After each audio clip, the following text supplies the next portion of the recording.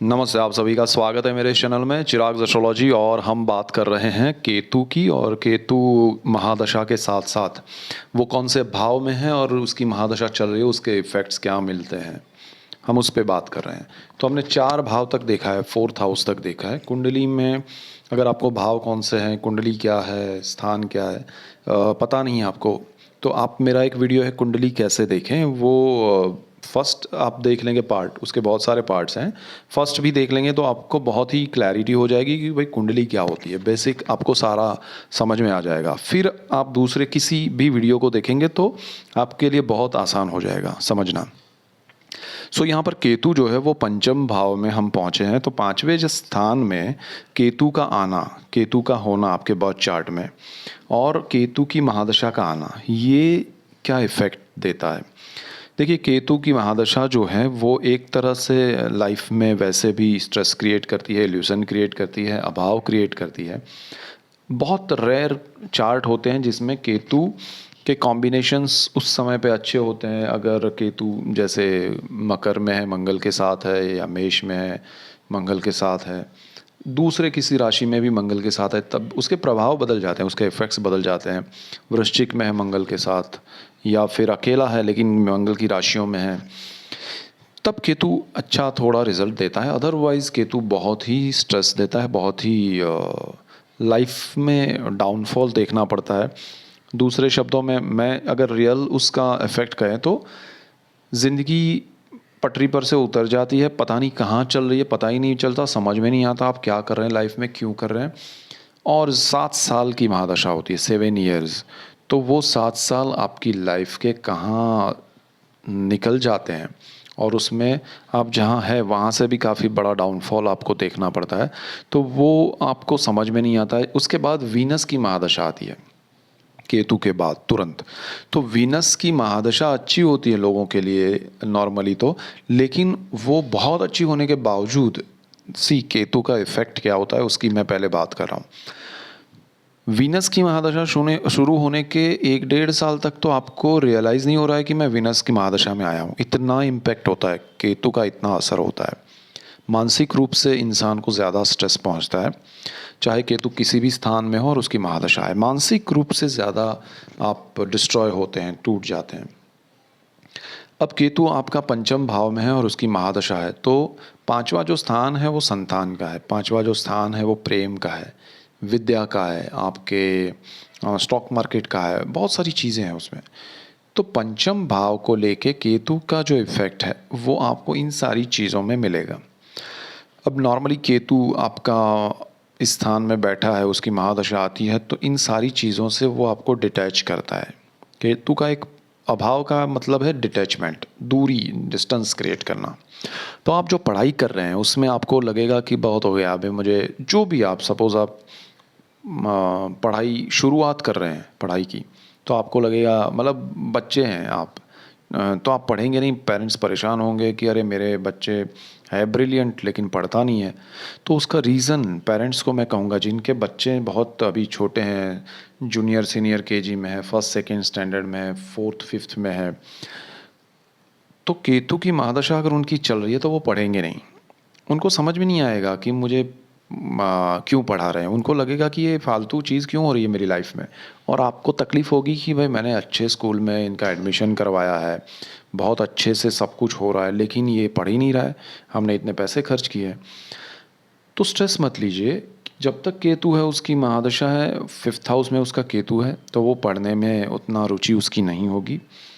कुछ उसमें है जो अवॉइड, मतलब वो मंगल के साथ है, 5th हाउस में मंगल 5th हाउस लॉर्ड है और वहीं पर है केतु के साथ, तब सिचुएशन बदल जाती है। लेकिन नॉर्मल मैं बात कर रहा हूँ कि जब केतु अकेला है, किसी दूसरी, मंगल के अलावा दूसरी राशियों में है, तब ये सिचुएशन क्रिएट होते हैं कि भाई केतु आपका सही रिजल्ट नहीं देगा। तो बच्चों पे स्ट्रेस मत दीजिएगा उनको भी, और आप भी मत लीजिए। समझ लीजिए कि ये 7 साल इसकी पढ़ाई ऐसे ही होने वाली है, ठीक है। दूसरी चीज़, अगर आप बच्चे, अच्छी बात ये कहूँगा मैं कि केतु की महादशा आपकी बचपन में ही ख़त्म हो जाए, वो सबसे बेस्ट रेमेडी है। ऊपर वाले को प्रार्थना कीजिए, अगर केतु की महादशा में बच्चे का जन्म हो तो बचपन में ही वो महादशा ख़त्म हो जाए। महादशा में जन्म तो मैं नहीं कहूँगा इतना अच्छा है, उस पे भी हम बात करेंगे।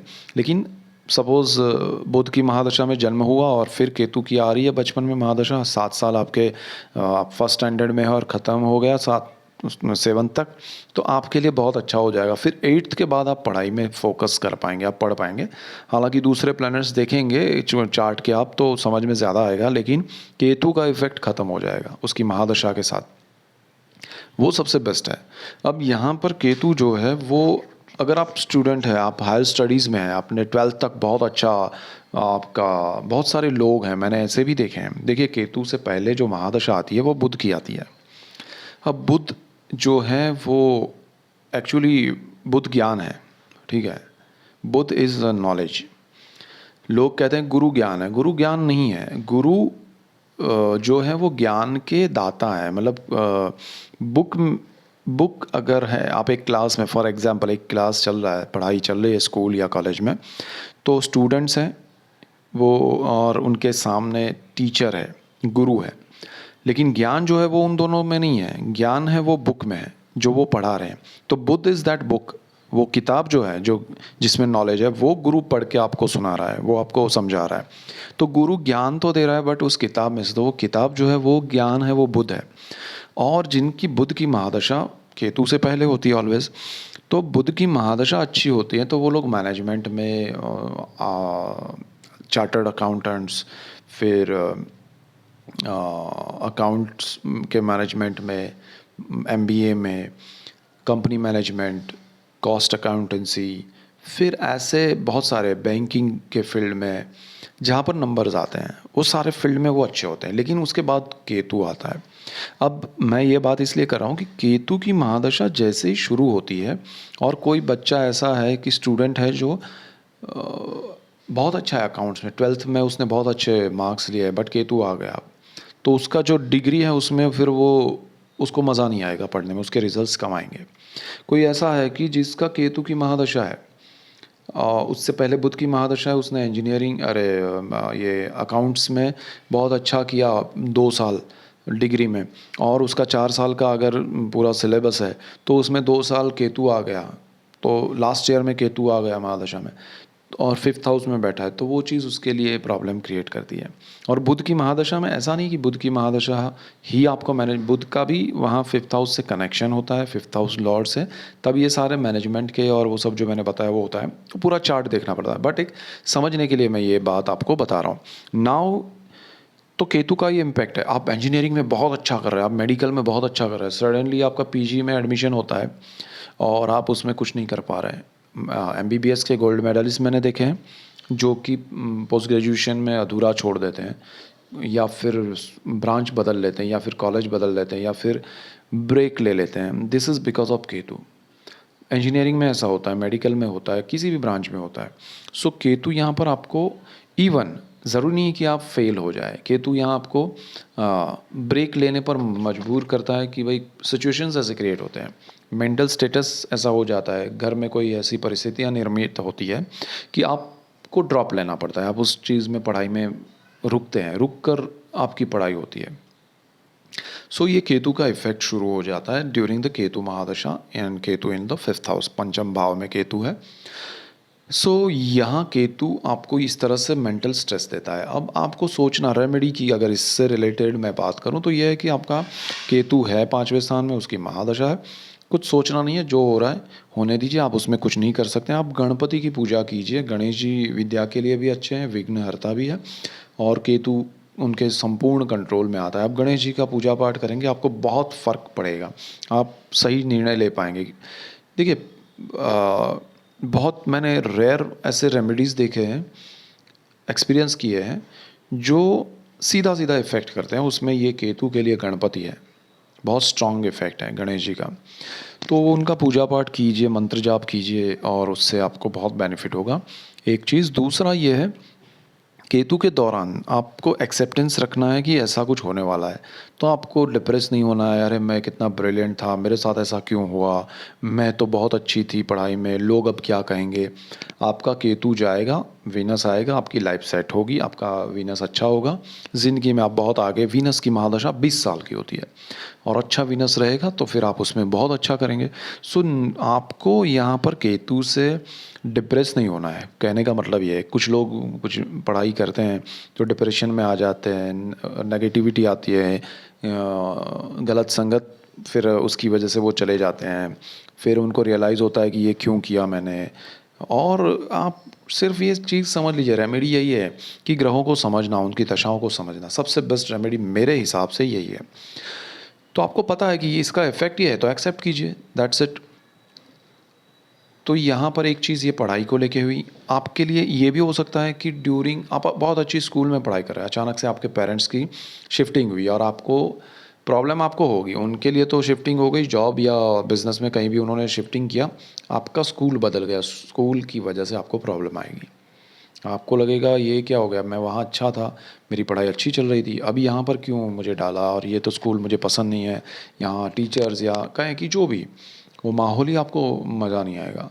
ऐसा भी होता है, चाहे वो इंजीनियरिंग हो, स्कूल हो, कुछ भी हो, आप ब्रांच बदलना पड़ता है आपको कुछ भी रीज़न से।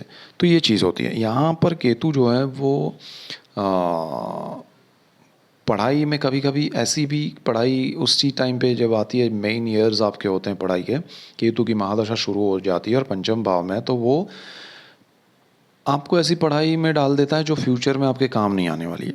आपका बिजनेस या जॉब रिलेटेड ही नहीं होगा उससे, पढ़ाई से वो कुछ और ही होगा। तो केतु आपको खाम खा एक डिग्री दिला देता है जो आपके काम में नहीं आती है। ये भी इफेक्ट है। यहाँ से आगे बढ़ते हैं तो ये पंचम भाव है वो प्रेम का है।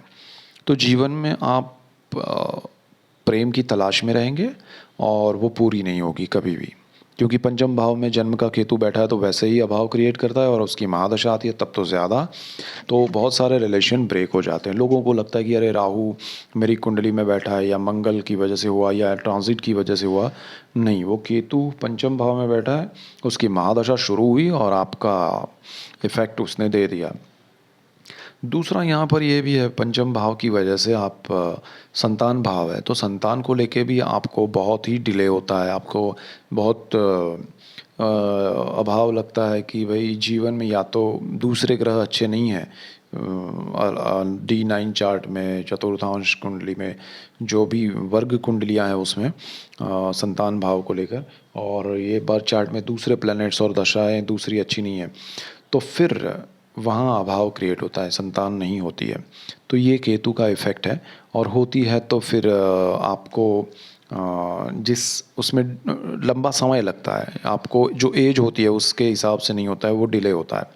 तो यहाँ पर एक तरह से केतु क्या करता है, जिस भी स्थान में बैठता है उसको लेके उसका आनंद नहीं लेने देता। यानी कि अगर आप नॉर्मल, आपको संतान के योग नॉर्मली होते हैं, लेकिन जो आपको 25 साल में शादी भी हो गई, 26वें साल 27 साल तक आपके यहाँ आपका बच्चा होना चाहिए, फैमिली प्लानिंग आप कर रहे हैं लेकिन नहीं हो रहा है, कुछ भी रिजल्ट्स नहीं मिल रहे, और के 30 32 35वें साल में हो रहा है, जब आपका सर्टन एज हो जाता है और फिर आपको लगता है कि अरे ये थोड़ा स्ट्रेसफुल है, थोड़ा टेंशन हो जाता है, और सारी चीज़ें नॉर्मली होती हैं बट डिले होती है, उसका आनंद नहीं मिलता। This is Ketu.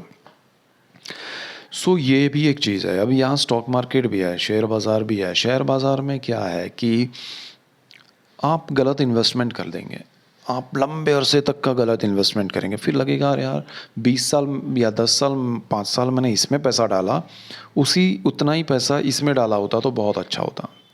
आपका 100 रुपये का 110 होगा, आपको लगेगा ये मैंने पता नहीं क्यों इसमें डाल दिया। तो यहाँ पर केतु का इफेक्ट होता है। तो आपको ऐसी चीज़ों में भी ध्यान रखना है कि इन्वेस्टमेंट स्टॉक मार्केट में, because 5th house stock market का है, तो वहाँ आपके रॉन्ग इन्वेस्टमेंट नहीं हो जाए, वो ध्यान रखना है। सो ड्यूरिंग द केतु महादशा ये सारी चीज़ों में आपको समझना है कि ये सारे आपके लिए होंगे। और पेरेंट्स हैं, वो अपने बच्चों को, जिन जो पेरेंट्स हैं और उनका 5th हाउस में केतु है और आपके बच्चे पढ़ाई कर रहे हैं, तो आप उनको फोर्स मत कीजिएगा, आपके हिसाब से वो चले ऐसा मत कीजिएगा, वरना वो रॉन्ग हो जाएगा उनके लिए। वो जो पढ़ना चाहते हैं उसी में पढ़ने दीजिए, उनका 5th हाउस अच्छा होगा, लेकिन because of your 5th house वो आपके बच्चों पे इफ़ेक्ट करता है केतु, वहाँ पर बैठकर उसकी महादशा में आप उन का ट्रैक बदल देते हैं, उनको रॉन्ग दिशा में ले जाते हैं। और क्योंकि आप पेरेंट्स हैं, आप छत्र हैं उनका, तो आपके इम्पैक्ट में वो रहते हैं, इसीलिए वो ज़्यादा इफ़ेक्टिव भी हो जाता है। ऐसा नहीं है, लोग आप सोचेंगे कि भाई उनका तो चार्ट अच्छा है, फिर वो उसमें क्यों जाए? वैसा नहीं होगा, उनका चार्ट अच्छा है, लेकिन क्योंकि पेरेंट्स को स्ट्रेस मिलना है, वो 1 साल आपके लिए ऊपर, और ऐसा नहीं है कि आपका चार्ट उतना अच्छा होगा कि पेरेंट्स जो कहेंगे वैसा हो जाएगा। नहीं, आपके चार्ट में भी ऐसे कुछ योग होंगे, वहाँ केतु नहीं होगा, लेकिन कुछ ऐसे योग होंगे। तो आपका 1 साल ख़राब हो गया, पेरेंट्स ने रॉन्ग डिसीज़न लिया, फिर वापस उसमें लाए। ये सारा एक दूसरे से जुड़ा होता है, तो वो चीज़ें भी होती हैं। लेकिन समझना ये है कि भाई मेरा केतु पंचम भाव में है, मुझे ये चीज़ें ध्यान रखनी है। तो अपने आप हो रहा है कि बच्चा कहता है कि पापा मुझे स्कूल में नहीं पढ़ना है, या अपने आप आपका जॉब स्विच हो गया या चेंज हो गया, सिटी आपको बदलना है, कंट्री आपको बदलना है, तो बच्चे के लिए एक प्रॉब्लम क्रिएट हुई। वो डायरेक्टली आपने नहीं किया, इनडायरेक्टली हुआ है अपने आप। तो वो चीज़ें होंगी, तो उसमें वो हर्डल्स आएंगे, तो वो ठीक है। लेकिन आपको उसमें ज़्यादा फोकस रखे कि अरे मैं इसको पढ़ाऊँ, मैं इसको चेंज करूँ, वैसा नहीं करना है। अब जैसे मैंने कहा कि केतु यहाँ पर अच्छा कहाँ कहाँ है, तो केतु यहाँ मंगल के साथ जित किसी भी राशि में वो अच्छा है। कर्क में नहीं होना चाहिए, पंचम भाव में। कर्क मंगल की नीच राशि है, नेगेटिव रिजल्ट्स ज़्यादा मिलते हैं। मकर में है मंगल और केतु, अच्छी बात है। मेष में है, वृश्चिक में है, अच्छी बात है। या मंगल के साथ नहीं है केतु, दूसरे किसी राशियों में है मंगल के अलावा, तब ठीक है। मंगल केतु अकेला कर्क में है, तब भी थोड़ा ध्यान रखना है। एक चीज़ और ध्यान रखनी है कि केतु अकेला है, किसी भी राशि में है यहाँ पर, लेकिन उसका नक्षत्र लॉर्ड मंगल है, और वो कर्क में बैठा है। मंगल आपके चार्ट में केतु का नक्षत्रपति मंगल है, जो कि कर्क में बैठा है, तो वो नेगेटिव रिजल्ट ज़्यादा देता है केतु उसकी महादशा में। और केतु का नक्षत्र लॉर्ड मंगल है, और वो अगर मकर में बैठा है तो बहुत अच्छे रिजल्ट्स मिलते हैं। तो ये भी बहुत सारे कैलकुलेशंस होते हैं, समझने पड़ते हैं। दूसरे चार्ट, दूसरी इफ़ेक्ट्स भी देखनी है, ट्रांजिट के ग्रहों का हिसाब देखना है कि वो कौन क्या इम्पैक्ट दे रहा है। सो ये सारी चीज़ें समझने के बाद आपको निर्णय लेना चाहिए। लेकिन केतु की महादशा पंचम भाव के केतु को लेकर ये इफ़ेक्ट डेफिनेटली देती है, और उसको आपको समझना ज़रूरी है। उसके हिसाब से चलें तो बहुत अच्छा रहेगा। सो ये मेन पॉइंट्स है। That's it for today. Keep watching Chirag's astrology. Thank you for watching. God bless you and goodbye. Thank you.